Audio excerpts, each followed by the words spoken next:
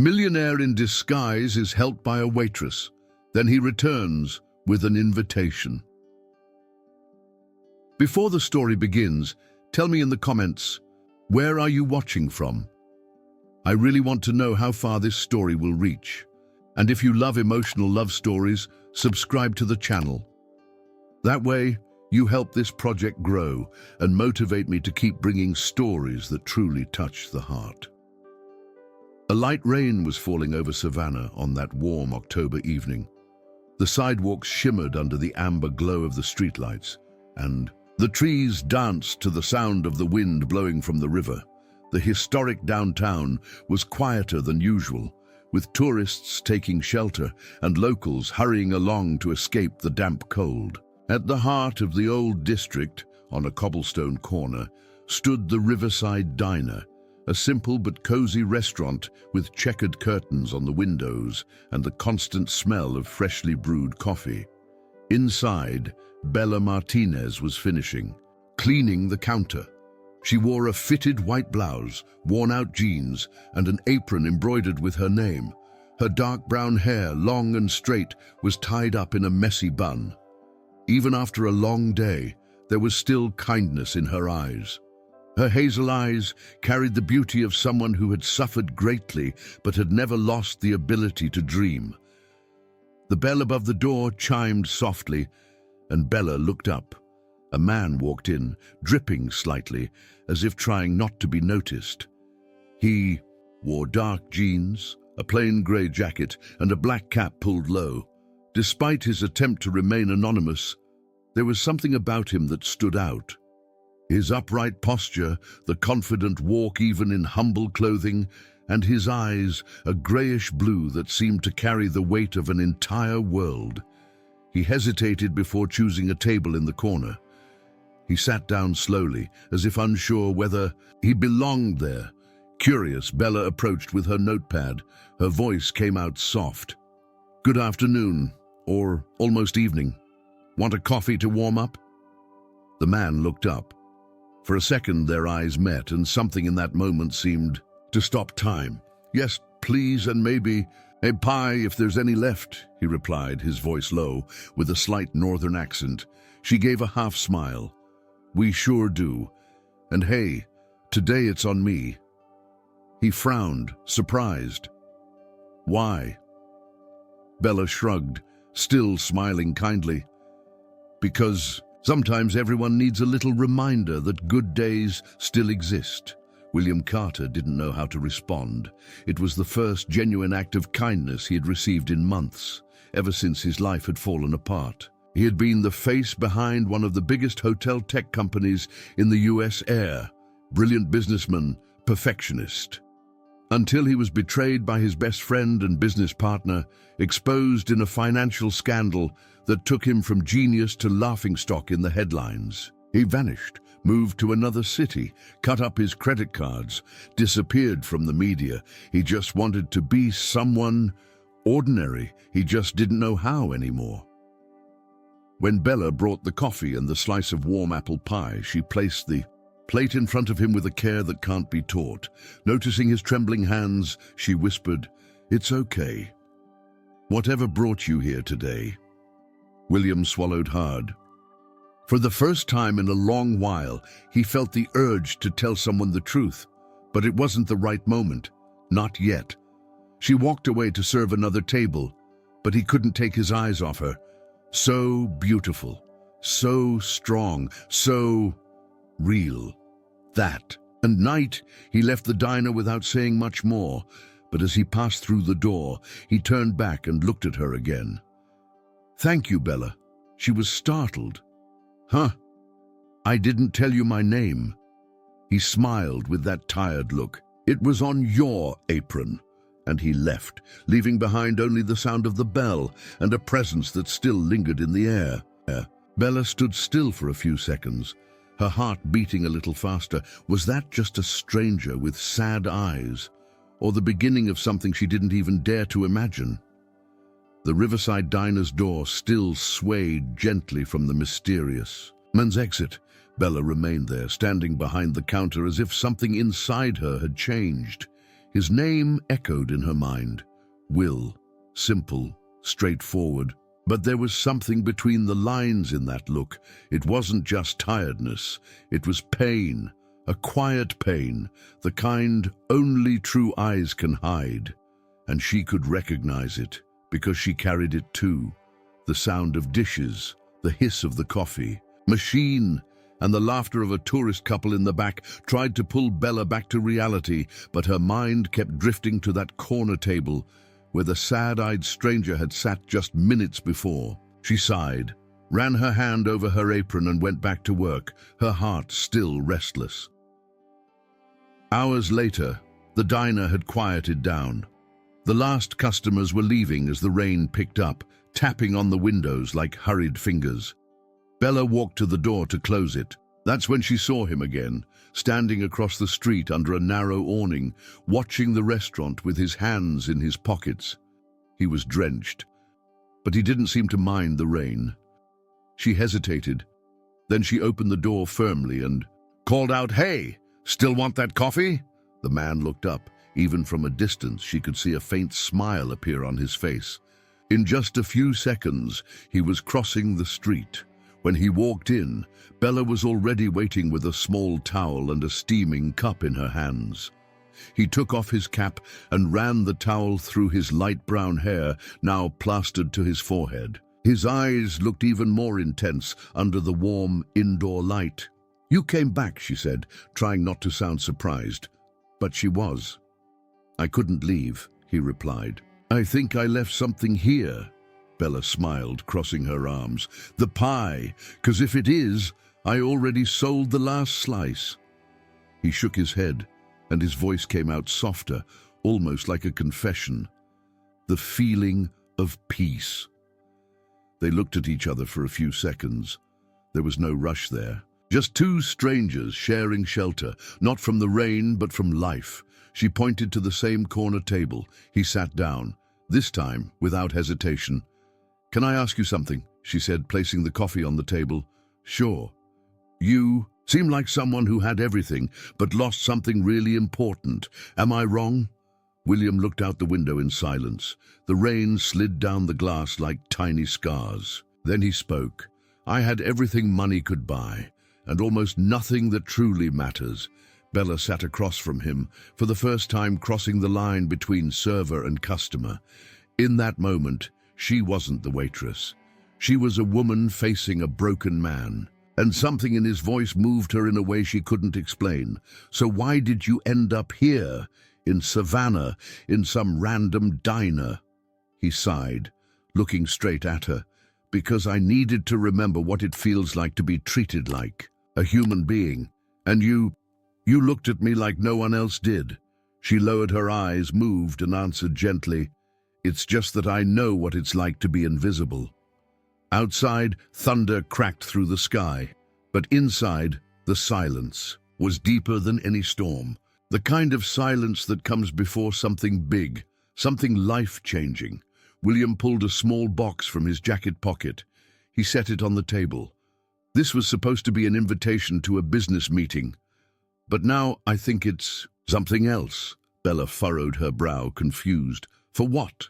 He smiled with his eyes. "An invitation for you to have dinner with me. No labels, no lies, just the two of us." She bit her lip, uncertain. Her heart was beating too loud to ignore. Before she could answer, the diner lights flickered, like the universe marking the moment. "Think about it," he added. "If you say no, I understand. But if you say yes, maybe it's the beginning of a story we never expected to live." Bella held the little box in her hands, still unopened. She felt the symbolic weight of it. It wasn't just an invitation. It was a chance, a choice, and for the first time in years, she wasn't afraid of what might come next. The box with the invitation sat closed for a few seconds on the table. Bella held it like someone unsure what to do with a secret she never asked to carry. William, across from her, just watched, calm, as if he'd accept whatever answer came. But his eyes gave him away. He was hoping for something. She didn't answer that night. She simply stood up, nodded softly in thanks, and said with a quiet smile, "Good night, Will." He didn't insist. He just watched her until she disappeared into the back of the restaurant. The next day, the sound of rain gave way to the faint sun that lit up the wet streets of Savannah. And there he was again. Same time, same corner, same look that seemed to be searching for something beyond what the world could offer. William Carter came back, and kept coming back. Always quiet, discreet, and more observant each time.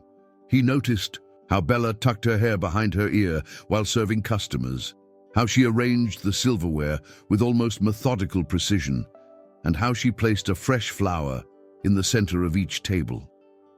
Daisies, carnations, sometimes a single rose. One morning he approached the counter after paying the bill and pointed to that day's flower. "You pick those out." Bella smiled, wiping her hands on her apron.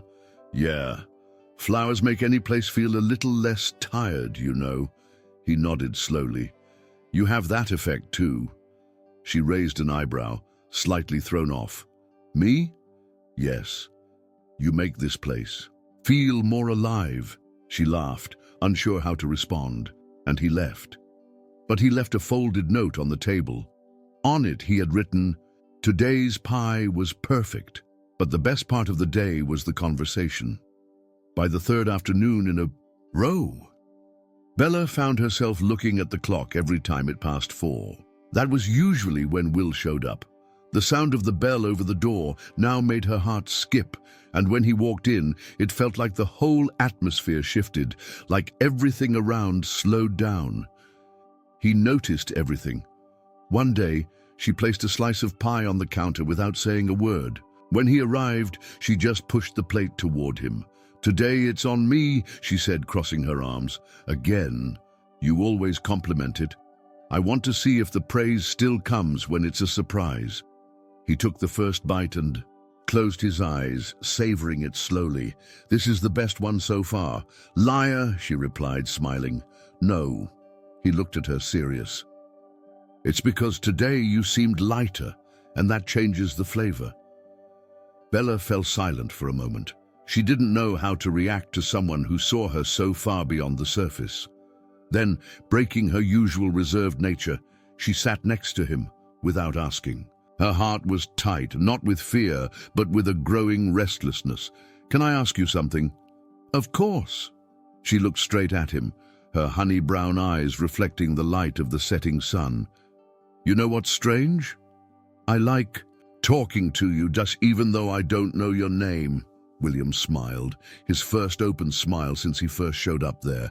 And for the first time, he answered without hesitation, "It's Will, and you make my days feel less empty." She looked away, stirring her now lukewarm coffee, trying to hide the sudden flush on her cheeks. Then he added in a quieter voice, "I don't know what you think of me, but believe me, this place and you are what keep me coming back." Bella didn't answer right away, but inside her, a quiet certainty was beginning to grow, like sunlight slipping through the blinds. There was something about this man that went far beyond what he let on. And for some reason she didn't yet understand, she wanted to find out. That night before leaving, William left another note. This time, just one sentence written in steady handwriting. "You're the first truth I've found in a long time." Bella read it alone, leaning against the kitchen wall after everyone had gone home. She pressed the paper to her chest, closed her eyes, and took a deep breath. She was stepping into something new, something that could be beautiful or dangerous. But there was no way to pretend she didn't feel it anymore. The crumpled paper with William's words was still in the pocket of Bella's apron that night. All through her shift, she felt it there, as if his words weighed more than they seemed. "You're the first truth I've found in a long time." Outside, the rain had started falling again, thin, almost melancholic. The streets of Savannah shimmered with reflections from the streetlights and wet shop windows. It was a quiet night still, as if the world were holding its breath. Bella closed the final tab, turned off the lights in the main room, and grabbed her worn-out bag. She was ready to leave when she felt the chill coming from the glass door. She pulled back the curtain with a slow gesture. There he was, William, standing on the opposite sidewalk, wearing a dark overcoat and holding a black umbrella in his left hand. The other was in his coat pocket. He didn't look in a hurry. He was just waiting. She felt her stomach turn, but not out of fear. It was as if time had started to make sense again, just by seeing him there. She opened the door and crossed the street slowly. "You never stop surprising me," she said, adjusting her coat around her shoulders. "And you never stop giving me reasons to come back," he replied, extending the umbrella toward her. They walked side by side, silent at first. The sound of rain hitting the leaves, the distant rumble of a passing train, and the tapping of boots on cobblestones created the night soundtrack. The umbrella covered them both, but their hands almost touched. Then William, without thinking much, reached out and gently touched her shoulder, a simple gesture, but filled with something he couldn't quite name.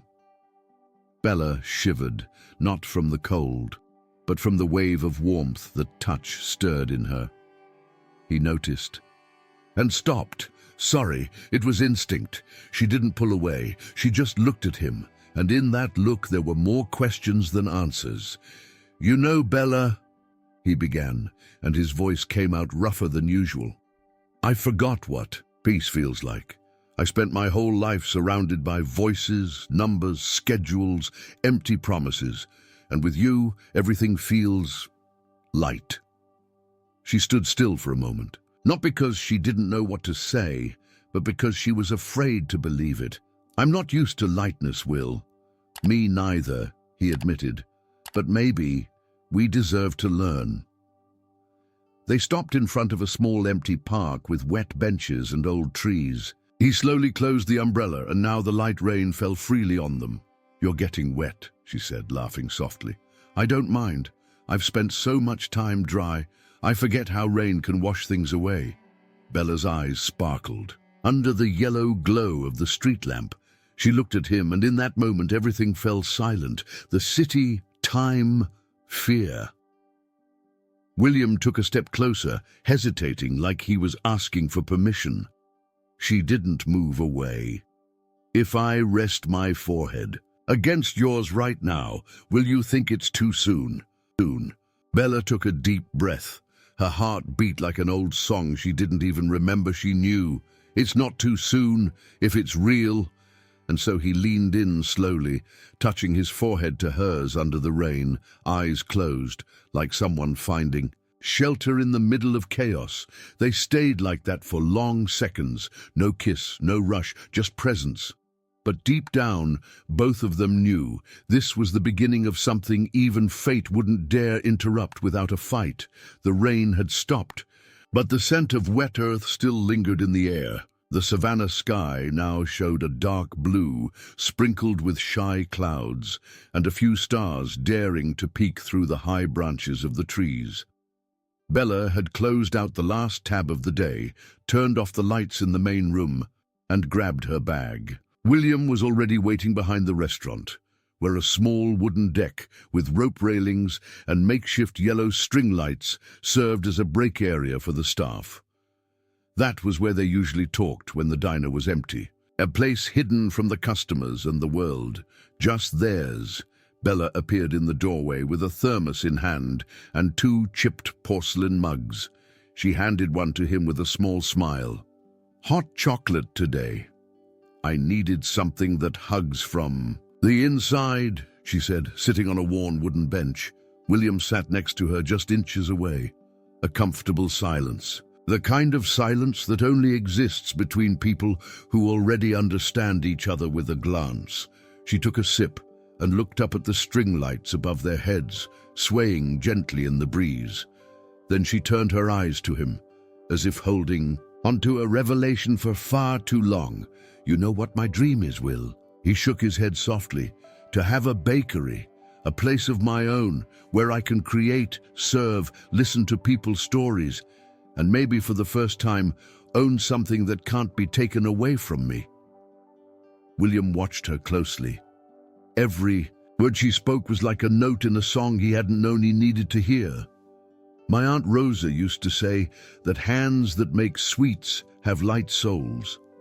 I don't know if that's true, but it's what I chose to believe." He didn't answer right away. He just set his mug on the ground and turned slightly toward her. "I've never met someone so beautiful and so strong. You talk about sweetness, but you're made of resilience. That's rare." Bella looked down, as if those words were too heavy for someone who had spent her life not being seen. "It's just a dream, Will, and dreams sometimes don't fit into real life." She stood slowly, adjusting her coat, ready to head back inside. But before she could take 2 steps, she felt his hand gently catch her wrist. Not with force, with care. "Bella." She turned slowly, her heart racing like someone walking up to the edge of a cliff. William stood too, and for a moment they just looked at each other. He took a deep breath. "Can I do something crazy?" Bella didn't answer. She didn't have to. Her eyes had already said yes. So he stepped closer and, in a soft, unhurried gesture, as if afraid he might break her, pressed his lips to hers. The kiss was gentle, unhurried, full of care, as if each movement whispered, "I know how much you've been hurt. I've been hurt too." No words followed. Just silence, shaky breaths, and a light touch of intertwined fingers. When they pulled apart, her eyes were wet, but not from pain, from tenderness. He smiled, touching her cheek with his warm palm. "This is how I want to remember this night. As the day the world slowed down, and I found courage." Bella looked at him, a mix of wonder and fear in her gaze. "What if everything changes tomorrow?" "Then today will be our truth," he replied, not looking away. And they stayed like that, wrapped in the cold of the night, with warm hearts and uncertainty lurking nearby. But one thing was certain, that kiss held more than passion. It held a promise. It held fate. The weekend had begun like a whisper of hope. Bella woke up early, lighter than ever, feeling a sweet warmth in her chest. She still remembered the kiss on the porch, the gentle touch of William's hand on her face, and the way he looked at her, like he saw all of her and chose to stay anyway. She was humming softly as she prepared the tables at the riverside diner. She placed fresh daisies in every jar, folded the napkins carefully, and even lit a small scented candle near the window. It was as if love had blown color into the simplest things. Around 9 in the morning, the place began to fill up. Tourists, local couples, the usual elderly regulars. Bella moved about lightly, smiling, with the energy of someone carrying a beautiful secret, until the world stopped. Claire, the cashier, came running over, her phone shaking in her hand. Her face was pale, almost colorless. "Bella, look at this. For God's sake, look at this now." Bella took the phone, confused by the panic. The headline on the local news site almost jumped at her in huge, bold letters. "Scandal in Savannah. Billionaire CEO William Carter missing for months, spotted with Waitress at small neighborhood diner." Below, a clear photo. She and William walking side by side under the umbrella. Their faces closed, their expressions warm. Her carefree laugh, his protective gaze, and the caption that burned more than the headline. What would make one of the most powerful men in the hotel industry spend days hiding out with a simple waitress? A new publicity stunt or an emotional scandal? Bella froze. The phone slipped from her fingers and hit the floor with a sharp thud. Slowly, the atmosphere in the diner changed. Whispers began to spread. Customers murmured to each other. A man discreetly pulled his phone from his pocket and pointed it in her direction. The humiliation came like a cold wave. The manager appeared at the kitchen door with a tight expression. "Bella, the press is calling here. They said they're coming to the restaurant. You should go out the back. Now, now." She nodded silently, walked with unsteady steps toward the locker room, opened her locker with trembling hands. Her breath was short, her chest tight. It felt like she couldn't even fit inside her own body. She grabbed her phone, typed his full name into the browser, William Carter, and the screen filled with images she'd never seen. Photos of him at lavish parties, gala dinners, surrounded by executives, old articles with grand headlines, the Carter Hotel's empire, valued in the billions, the public fall after the company's embezzlement scandal. And then, there it was, the image that drove it all home. Him with his ex-wife, a blonde, elegant woman, wrapped in his arms in front of a five-star hotel in New York. Bella felt the ground disappear beneath her. It had all been a lie. The simple man, with sweet words and wounded eyes, was one of the most recognizable faces in the business world, and her, a waitress with a past stained by abandonment, a present held together by tips, and a future falling apart before her eyes. She left through the back of the restaurant, the same place where he'd said he wanted to remember that night as the beginning of everything. Now, it was where something inside her shattered. She sat on the damp wooden steps. The drizzle began again, as if the sky knew about the sorrow living inside her. Her phone vibrated. It was a call from him. She answered, her voice cold and controlled. "You lied to me, Will." "Bella, I was going to tell you, I swear. I wanted to be someone normal around you. And you were. But by lying, looking me in the eye and hiding the truth, I needed peace. And I found that with you. I thought maybe I could start over." "You have no idea what it means to start over. I do. I've been doing it since I was 15. Her voice broke between the words, but there were no tears. "Not yet. You exposed me, made my face a headline, put me on every phone in this town. Now they'll laugh at me. They'll think I was bought, that I was easy, that I sold my dignity. Never. I would never. You should have given me a choice, Will. I gave you my trust, and you gave me back shame." She hung up before he could say anything else. She stayed there, alone in the rain, her heart laid bare, because to truly love is to show yourself completely. And he made her show herself. Without ever taking off his own mask, the savannah sky seemed to mirror what was inside Bella that night, a heavy grey weight on the verge of collapse. The city breathed slowly, wrapped in a soft mist that gave the historic district the look of an old painting frozen in time. But inside her, everything moved too fast. Thoughts, memories, words that should never have been said, and especially the ones that never were. After leaving through the back of the restaurant, Bella walked alone for several blocks with no destination, only the rain and wind for company. She needed to feel the cold on her skin, as if that could numb the pain tearing her apart inside. She stopped in front of a small closed grocery store, leaned against the red brick wall, and closed her eyes. The memories came in waves. The night he showed up with the umbrella, the touch on her shoulder, the first kiss, tender and unexpected, the way he made her feel seen, but now it all felt tainted, fake. He kissed me with truth and hid his own. She repeated the sentence in her mind like a bitter echo, trying to understand how she let herself fall for something that now seemed so far from reality. She, who had always been guarded, who had learned early not to believe in pretty promises. She was the one who fell for the illusion that a clean love could exist in such a dirty world. She decided to go back, not to forgive him, but to face him. To look him in the eye and say what had been stuck in her throat. She arrived at the back of the restaurant. The narrow alley behind the building was lit by a single flickering street lamp, casting dancing shadows on the damp walls. The ground was covered in wet leaves, and the air carried the bittersweet smell of rain and rust. She waited, in silence, her heart pounding in her chest and her whole body trembling, but she didn't run, and he came. William appeared from the other side of the alley, walking quickly, his dark overcoat clinging to his body, his hair soaked and messy from The rain, his eyes filled with urgency. When he saw her standing there, his shoulders dropped slightly, like the world had stopped turning for a moment. "Bella."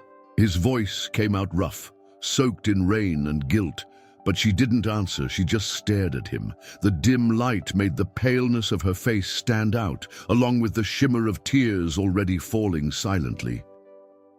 "You lied to me," she finally said in a sharp whisper. "You kissed me with truth and hid your own." William stepped forward twice more, stopping just over a meter away. He raised his hands as if asking for peace. "I was going to tell you. I swear on everything. I just needed time. I got lost.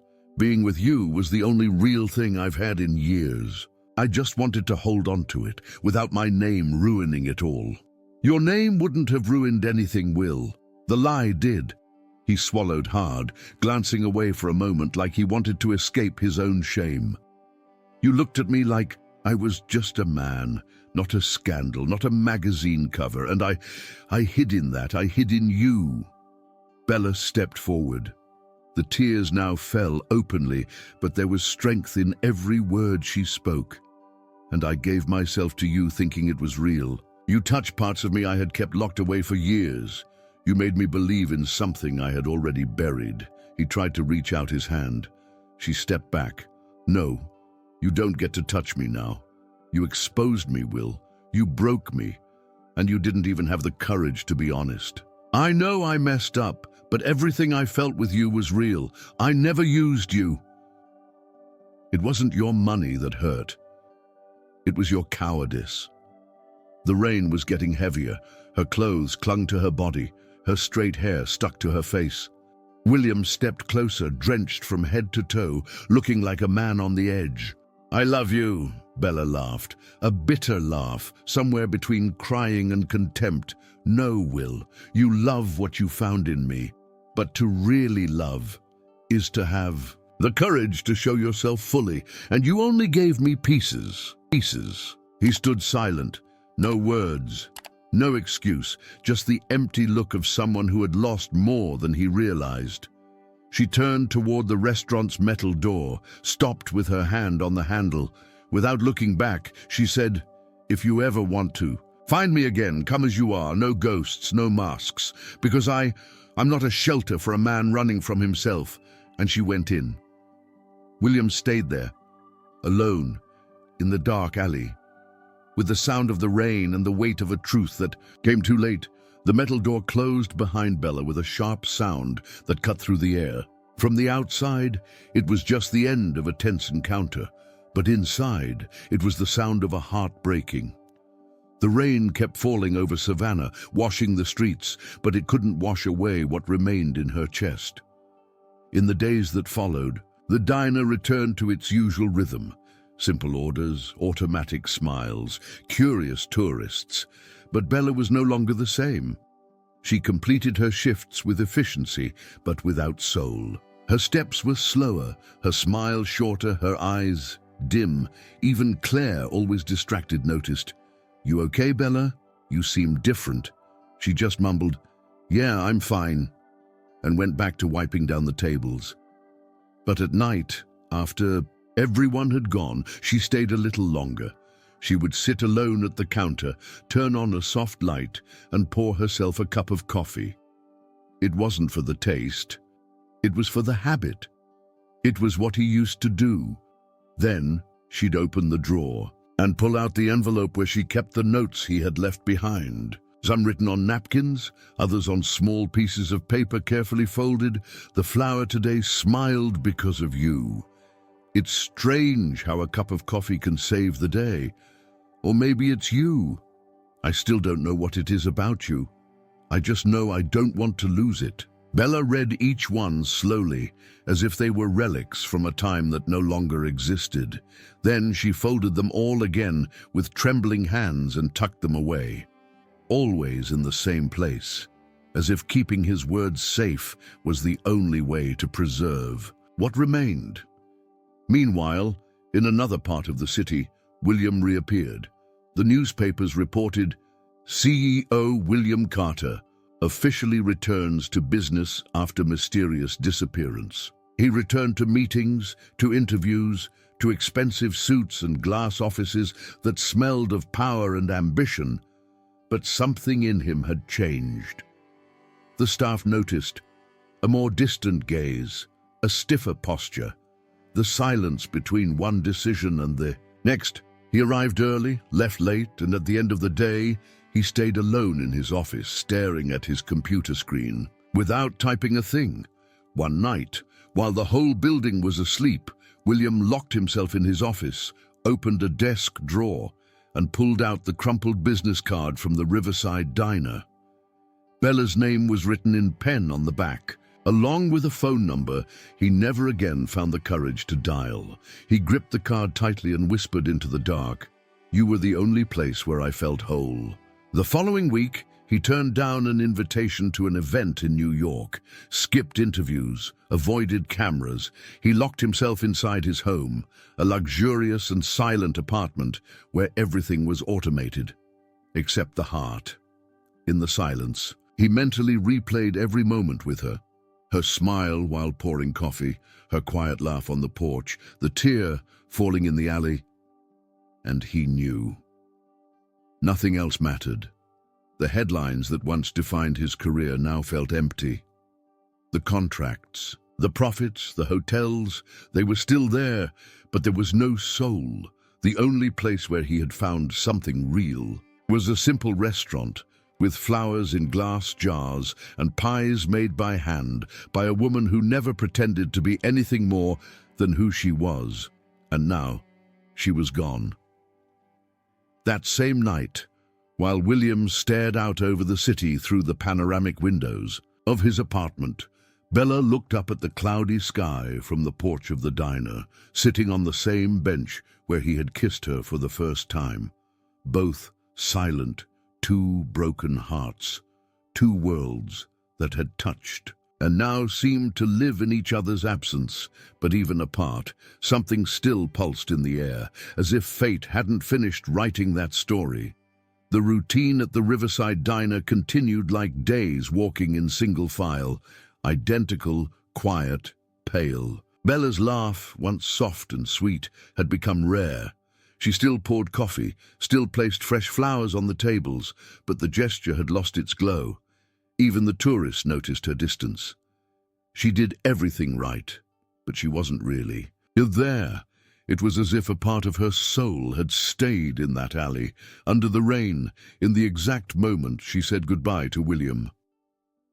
That week, something began to change in the landscape next to the diner. The old abandoned building, with broken windows and rotted wood planks, which had for years been nothing more than an urban junk heap, was being cleaned out. Workers came and went, carrying wood, painting walls, installing window displays. Bella watched from a distance during her breaks, eyebrows furrowed. "Someone bought that place?" she asked Claire one afternoon while washing glasses behind the counter. "Looks like it. I heard it's going to be a new cafe, but no one's seen the owner yet." "A new cafe?" Claire nodded, distracted. "And there's more. The name of the place is going to be Cafe Hope. Pretty, right?" Bella swallowed hard. The name sounded like a whispered message, meant only for her. Hope. It was the word she'd used since childhood to keep breathing on the bad days. But she went on with her day without thinking much about it. Maybe it was just a coincidence. Until Friday, when she arrived for her morning shift and found a brown envelope discreetly taped to the restaurant door. Inside were a contract, ownership documents, and a small handwritten note. Just this: "Now your dream has walls. Signed, nobody." Bella felt her hands tremble. The pages showed with official seals that the building next door was now registered in the name of Isabella Martinez. Her name. Everything. She ran down the cobblestone street, the soft morning sun shining between the trees. She stopped in front of the new building and pressed her forehead against the freshly installed glass window, as if she could will her thoughts through the wall that still stood between her and the impossible. The workers looked at her curiously. One of them, an older black man with a grey beard and a kind smile, came closer. "You must be Isabella?" She nodded, unable to speak. "The man who hired us said all this was for you, said it was your dream. He only asked one thing, that the community be involved, that we put love into every corner." "And did he say who he was?" "He just said you'd understand." Bella didn't respond. She only brought a hand to her mouth, trying to hold back the sob that was already escaping. The man stepped away, respecting her silence. She walked into the space under renovation. The walls were being painted a soft yellow. There were new counters, wide windows to let the light in, and the smell of fresh wood filled the air. In the back, a new industrial oven was still wrapped in plastic. She dropped to her knees on the clean floor. Her eyes poured out hot, messy tears. "He's gone. But he left my dreams standing," she whispered, her voice cracking. "There, kneeling on the floor where one day sweets and coffee made with heart would be served." Bella cried like never before. Not out of sadness, but something much deeper, a blend of gratitude, longing, and the sweet pain of having been loved even from afar. She didn't need confirmation. She knew. Only William could have done something like that. Only he would know what it meant. Only he would choose to disappear and still leave behind a piece of himself so she wouldn't feel alone. And in that moment, she understood what he meant when he said she was the only truth he had. Without showing up, without an explanation, he had made the greatest declaration of love of her life. The grand opening day arrived with a clear sky and the soft sun warming the old rooftops of Savannah. The street, once filled with silence, was now alive. Pastel-colored balloons, outdoor tables, neighbors laughing and taking photos. It was as if the entire neighborhood had been invited to breathe in a new beginning. The newly installed sign on the front read in white cursive letters, "Cafe Hope." And below it, in small print, by Isabella Martinez. Bella watched everything from behind the window, wearing a light beige apron over a floral dress. Her dark brown hair was down, straight, falling naturally over her shoulders. She looked calm, but inside her heart was pounding, not because of the opening, but because of something she couldn't name, a present absence, a silence that insisted on having shape. The celebration began. Children ran between the tables. Elderly neighbors praised the homemade cookies. Young local musicians played soft jazz in a small trio in the corner. The local press asked questions, took photos. Bella answered kindly, but her eyes scanned the crowd. And then, among a group of people just arriving, she saw him, William, thinner. Longer hair, a beard beginning to grow, wearing a white linen shirt and dark pants.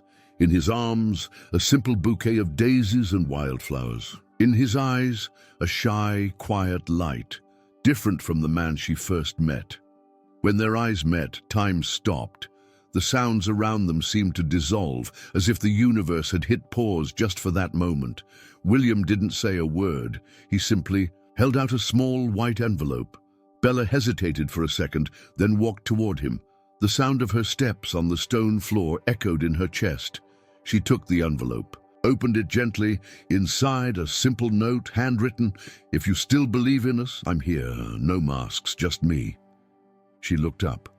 The tears had already begun to form, but she didn't let them fall. Not yet. She didn't say a word. She simply reached out and took his hand, firm and warm, like someone holding on to a long-awaited return. William, in a soft voice, almost a sigh, said, "I didn't come to win you back. I came to tell you that, even if you don't want me anymore, I'll never stop loving you." Bella took a deep breath. She didn't answer right away. Her eyes scanned his face as if searching for something, sincerity, regret, courage. And she found it. "You took your time," she said at last, her voice shaky, "but you still made it in time." He smiled, relieved, emotional, restrained. The kind of smile that carries guilt, but also hope. I had to lose everything to understand what was really mine. She gently brushed her fingers over the bouquet. Did you know daisies were the flowers my mother used to put on the table when we had nothing? That's why I chose them, he replied. I wanted to start with what matters most, what comes from the root. The crowd around them watched, respectfully. Many didn't know what was happening, but they felt it, and there was something beautiful in the silence that surrounded them. Bella then stepped forward, resting her forehead softly on his chest, and stayed there. No words, no explanations, just listening to the sound of his heart. The same heart that once hurt her, but now seemed to beat in sync with hers. William closed his eyes as if coming home after years in exile. And in that embrace, without promises or justifications, two broken stories began to stitch themselves together again. Months passed since their reunion under the lights of Café Hope, but time, unlike what many expected, didn't dull the intensity. It deepened it.